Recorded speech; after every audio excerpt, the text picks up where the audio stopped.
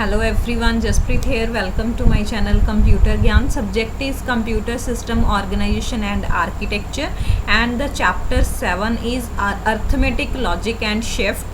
And today we are going to cover topic that is hardware implementation of ALU, Arithmetic, Logic and Shift unit, and this is part 4. अगर आप इससे related parts को देखना चाहते हो तो उसका लिंक आपको मेरे डिस्क्रिप्शन बॉक्स में मिल जाएगा.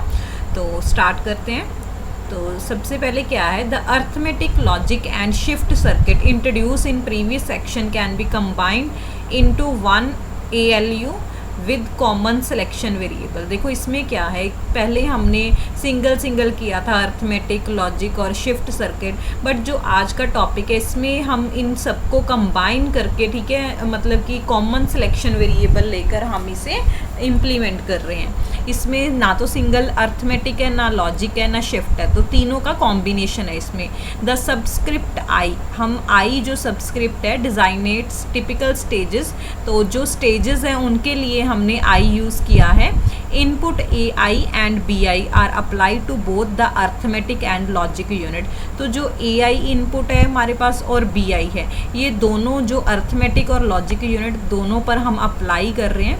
A particular micro operation is selected. देखो जो हमारे पास जो भी माइक्रो ऑपरेशन हम परफॉर्म करेंगे वो सिलेक्ट होगा सिलेक्शन इनपुट के द्वारा ही. वो है हमारे पास S0 एंड S1. तो 4-1 मल्टीप्लेक्सर हमारे पास, मतलब कि 4 इनपुट्स और 1 आउटपुट का मल्टीप्लेक्सर है. At the output selects between an arithmetic output in DI.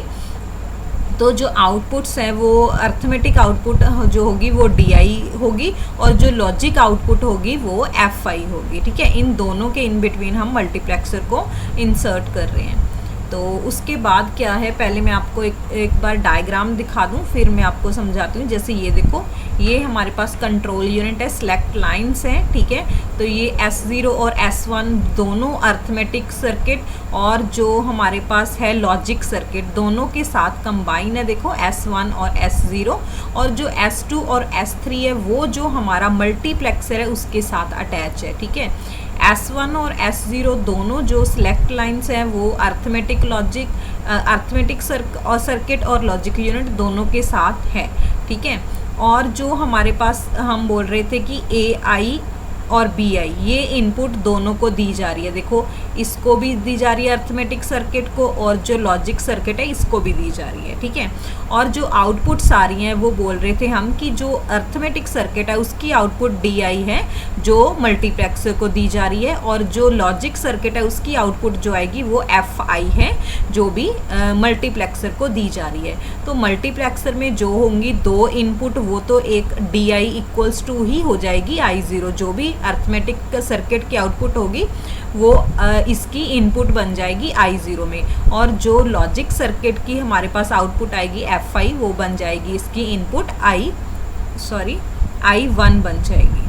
ठीक है, और जो हमारे पास I2 एंड I3 है ये अलग से हम ये देखो शिफ्ट, अच्छा ये दोनों जो I2 और I3 है ये दोनों हम शिफ्ट राइट और शिफ्ट लेफ़्ट यूज़ कर रहे हैं. तो आप देख रहे होंगे कि ये कॉम्बिनेशन यूज़ हो चुका है. अर्थमेटिक हमारे पास सर्किट ये रहा, लॉजिक सर्किट ये रहा, और जो शिफ्ट है वो हम ये यहाँ से शिफ्ट राइट और शिफ्ट लेफ़्ट के लिए यूज़ कर रहे हैं. तो शिफ्ट राइट के लिए हमारे पास I-1 है और शिफ्ट लेफ़्ट के लिए I+1 है. मतलब कि शिफ्ट लेफ़्ट के लिए 1 ऐड हो रहा है और शिफ्ट राइट के लिए 1 माइनस हो रहा है, और सिलेक्ट लाइन इसके लिए S2 और S3 है. उसके बाद इसकी जो आउटपुट आ रही है वो क्या आ रही है, DI और OI. ठीक है, यहाँ पर OI आएगा सिंगल क्योंकि इसकी एक ही आउटपुट आ रही है, DI नहीं आएगा. ठीक है, DI तो इसकी आउटपुट है, तो यहाँ पर OI हमारे पास आएगा. अब हम इसको देखते हैं. ठीक है, तो सबसे पहले ये तो मैंने आपको बता दिया. उसके बाद the data in the multiplexer are selected with input S2 and S3. वही बात है, जो मल्टीप्लेक्सर में हमारे पास था वो डेटा हम S2 और S3 की हेल्प से सिलेक्ट करेंगे.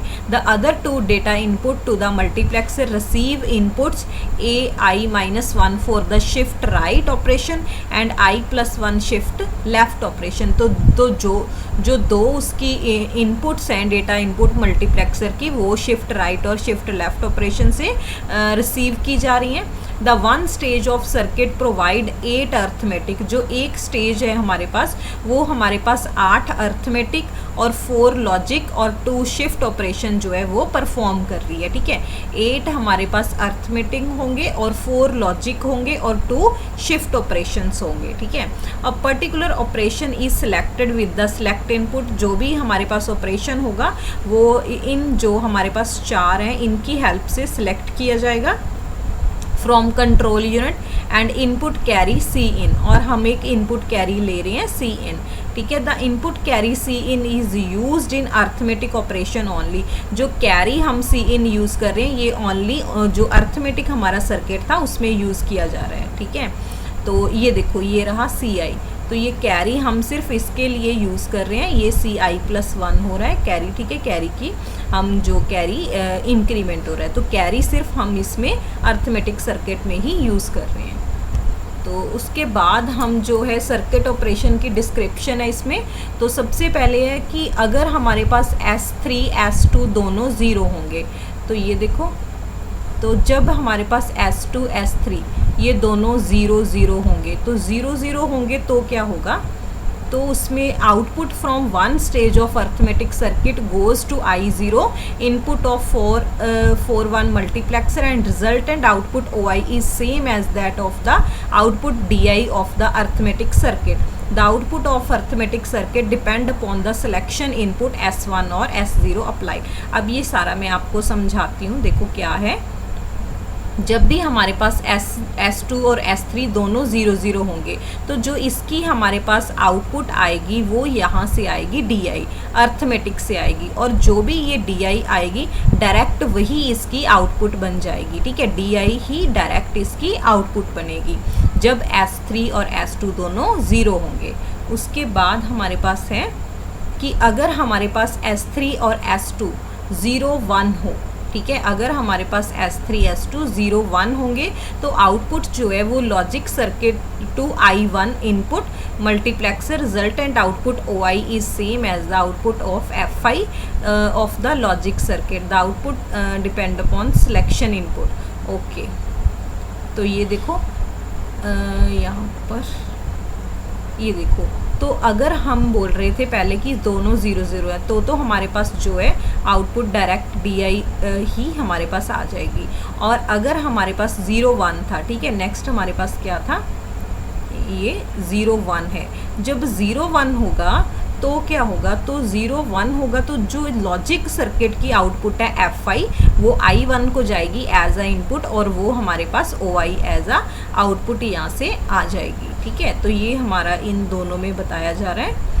तो उसके बाद जो हमारे पास लॉजिक सर्किट है, ठीक है, आउटपुट जो लॉजिक सर्किट की है वो डिपेंड करेगी S1 और S0 पर। जैसे ये पहले वाला जो हमारा था, ये देखो, the output of arithmetic circuit जो है उसकी आउटपुट सिलेक्शन डिपेंड करेगी S1 और S0 पर। ये मैं आपको बताती हूँ। देखो, तो जो पहला हमारा था DI, जो इसकी जो आउटपुट आएगी वो किस पर डिपेंड करेगी, जो हमारे पास S1 और S0 होगा। ठीक है, और इसकी जो आउटपुट आएगी वो किस पर डिपेंड करेगी, S1 और S0 पर डिपेंड करेगी कि S1 और S0 क्या है। तो ये था, ठीक है, इसकी आउटपुट इस पर डिपेंड करेगी, और जो इसकी आउटपुट हमारे पास मल्टीप्लेक्सर की आएगी वो इन 2 बिट्स पर डिपेंड करेगी।